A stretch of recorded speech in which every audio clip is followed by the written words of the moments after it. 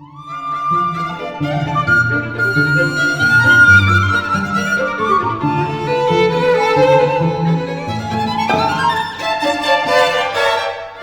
fell in love with the recorder when I started playing it, which was at 4 years old.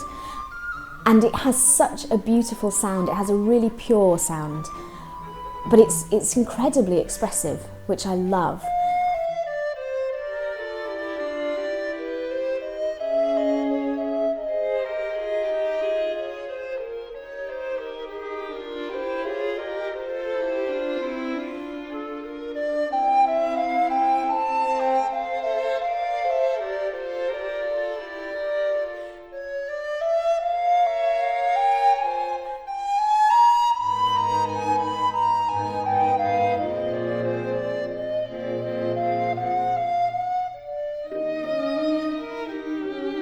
This is a CD of works by 20th century English composers. So there are works by various composers, including Gordon Jacob, Malcolm Arnold, York Bowen, Lennox Berkeley and Edmund Rubra. They were writing in very different styles, so some are quite contemporary and some are very romantic in feel.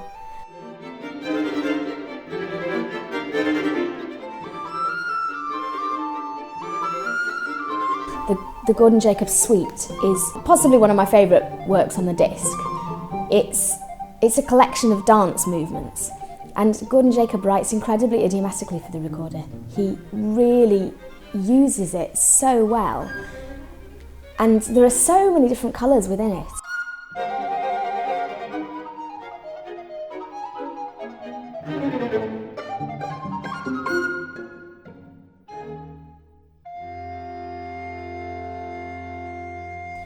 There are some movements which are laments and very slow and peaceful.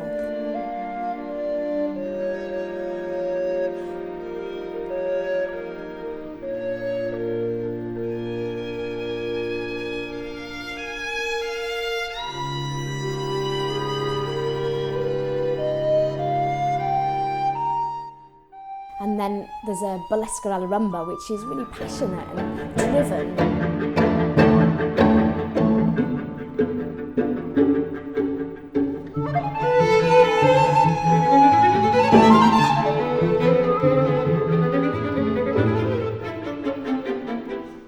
And then the whole piece finishes with a tarantella, which is on the sopranino recorder, which is the smallest in the recorder family, so it's very high.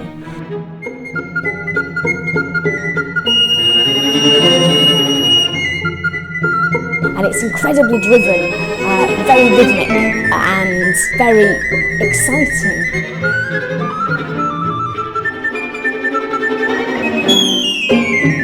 Legend has it that it was a dance that was done to drive the poison out of your body after you've been bitten by a tarantula, and you can really feel that. Gordon Jacob really captures that spirit in this piece. And it's really exciting. It was very exciting to play, and I think it's exciting to listen to as well, I hope. It's been fantastic to work with the Brodowski String Quartet, who are amazing players, and the recorder and strings go so well together. They seem to match so well. And I think that we've come away with some really exciting interpretations.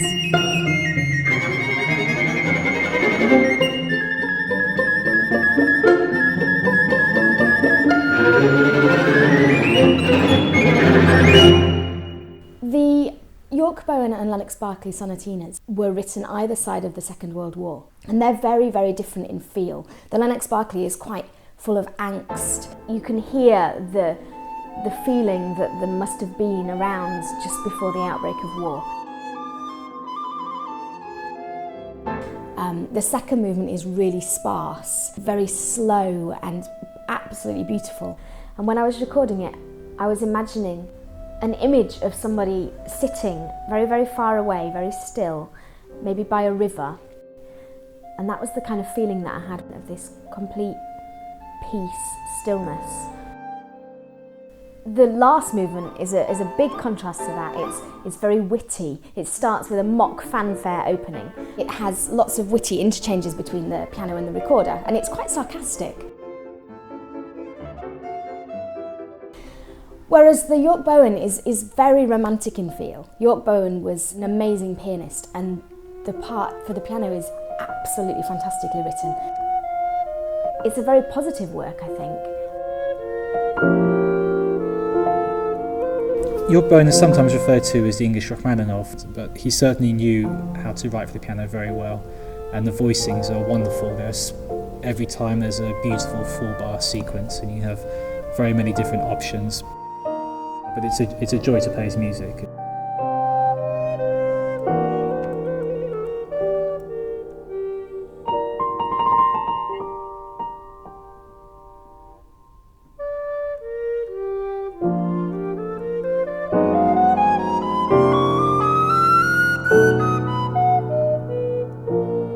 So the first 2 movements are for the treble recorder, and then the last movement, which is very virtuosic, is for the descant recorder.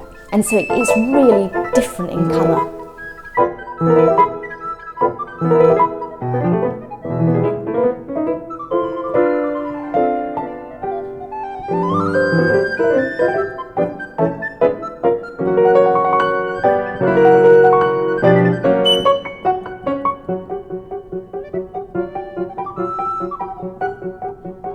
In the case of this recording, many of the accompaniments of the pieces we recorded were written with a keyboard accompaniment which was for either harpsichord or for piano.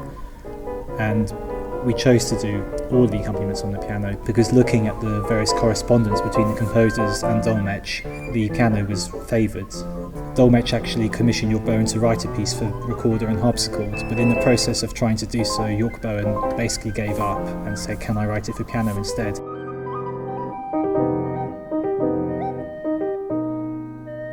Alex and I have played together for quite a few years now, and so it's been brilliant working with him for this because we just know each other so well, and he's such a fantastic accompanist. I feel so safe playing with him, so it means that I can be really free.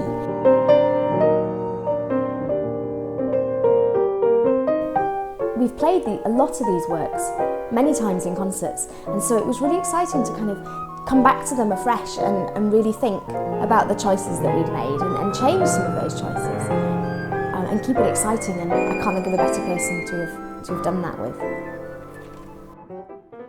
You might think that on a CD of English works that were all written, within the 20th century, that it would be quite limited, but actually it's really not. They're so different. The Malcolm Arnold Fantasy for Recorder and String Quartet is very contemporary in feel. It uses the recorder in some unusual ways, and you can really hear Malcolm Arnold's background as a film composer. So there are several bits where we had real images of something happening. You could really imagine what the visuals might be. So that really comes across, I think, in the fantasy. It has parts where you have to sing and play at the same time. So I'll be singing one line and playing another, so it's almost doing a duet with myself.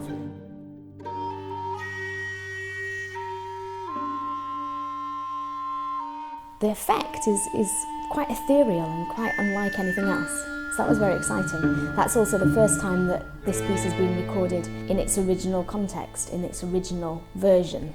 I've played this repertoire for years in recitals, and I absolutely love it. This just shows a different side to the recorder, I think.